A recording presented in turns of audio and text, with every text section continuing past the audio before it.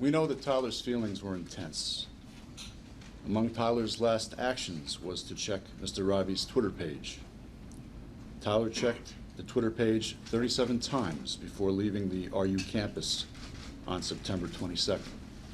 Obviously, he was upset and obsessing over what people, including residents of his dorm, viewers of that page, might have seen, and this troubled him deeply.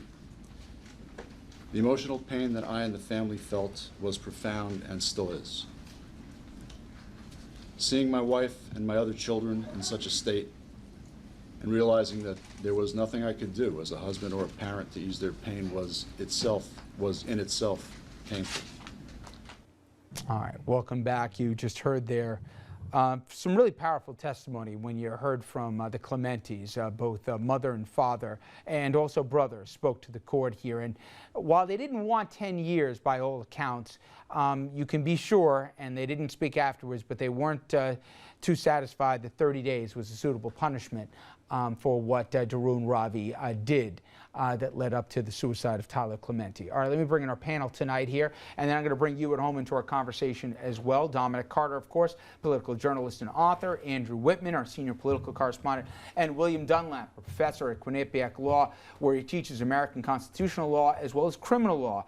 And again, I'm going to bring you as well into our conversation. You see the toll-free number at the bottom of the screen. We'll get to your phone calls. Okay. He was found guilty of, among other things, anti-gay intimidation, invasion of privacy. Even if people thought it didn't reach the threshold of a hate crime, Professor, when you hear the parents say he was consumed by what Dharun Ravi surreptitiously recorded him. He had a right for an assumption of privacy. He recorded him surreptitiously, built an audience for people to tune in, then drove them to it, put it on for the world to see, and then commented without any remorse after the fact. Tyler Clementi, as we know, then jumped off the George Washington Bridge soon thereafter. 30 days, is that justice? Well, if you look at the seriousness of the crime and the way we sentence other crimes of similar seriousness, I think it's probably on the low side.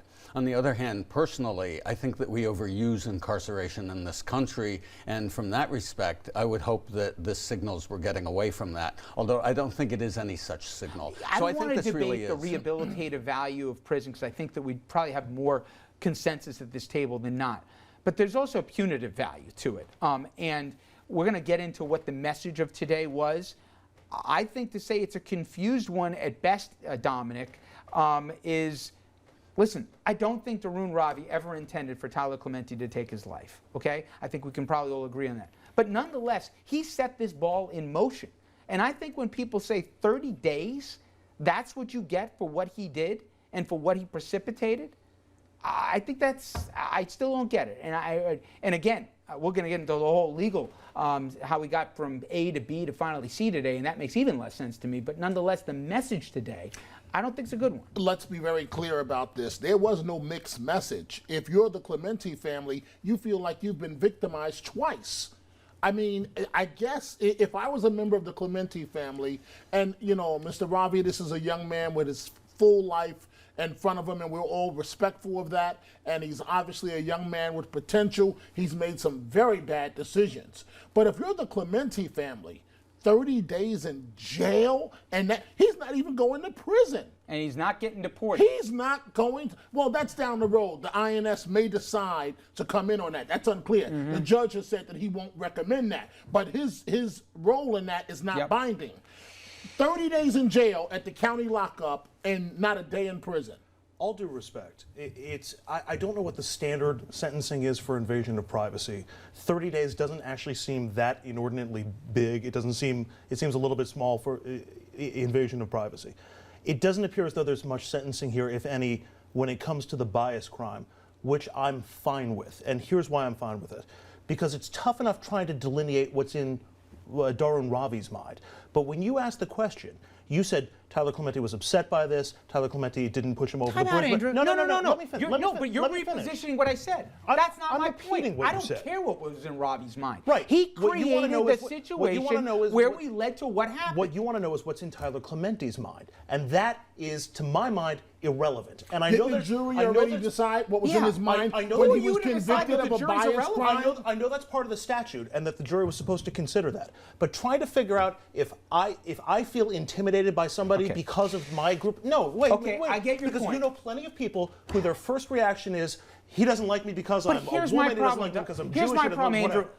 We're sitting at a table pretending that the crime happened last week, and how should the law handle it? We have a system in this country where we have a jury of our peers. The prosecution puts together the charges that they will attempt to convict the defendant of. The defendant has counsel. He makes his particular case. Then the jury, after being instructed by the judge, goes back, deliberates, and comes back with an actual verdict.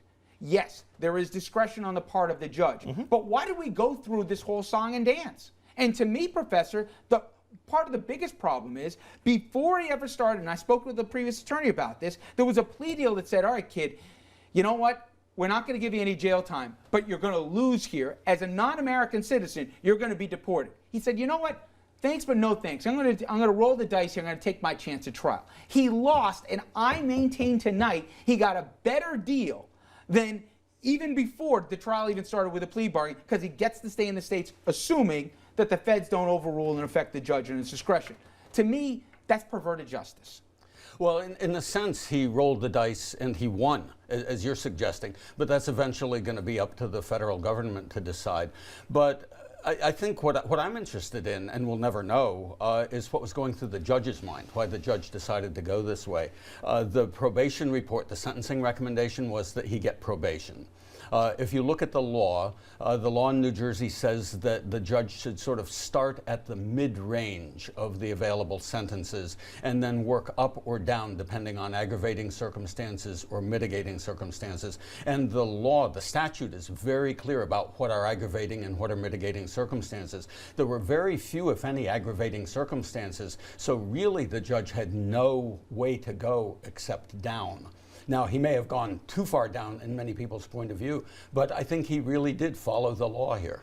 All right, we're going to jump to a break, gentlemen. When we come back, a lot of people waiting to sound off, both online and on the phone lines. We're going to get your reaction to this. And we're also going to hear from former governor of New Jersey, Jim McGreevey here himself, obviously openly gay here, and his perspective on this and his comments before the verdict came down, surprising to many, including myself. We'll be right back, everyone, right after this.